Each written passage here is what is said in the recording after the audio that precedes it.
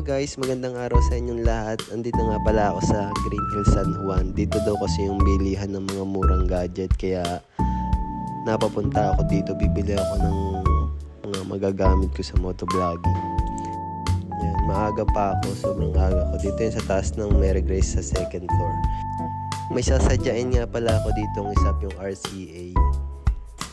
Marami daw bumibili ng motovlogger. Kaya nandito na ako sa malapit sa...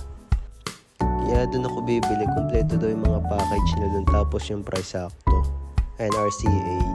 Dito yung sa my third floor ng Green Hills V-Mall. Yan, kompleto sila. May mga 360 camera sila. X4, X3, mga GoPro, mga accessories. Kaya dito na ako tumingin. Pero tinignan ko yung price ng GoPro nila. Ayan, yan yung connector ng GoPro. Yan lang nabili ko kasi yung 360 X4 sobrang pala nun, mahal. Wala pa tayong pambili niyan guys, pero worth it yan pang motovlogging.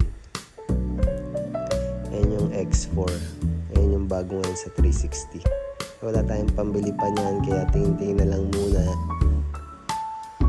Ang nabili ko lang is yung adapter ng GoPro. Mag-GoPro muna tayo. Yan lang yung nabili ko guys. Yan, kompleto sila dito. Kung gusto nyo bumili, punta lang kayo dito sa RCA. Purchase stop nila dito at kompleto yung mga accessories nila pang GoPro dito, tsaka mga pang 360. Yan, mga battery, kompleto sila. Yan, may mga pa sila mount ng GoPro.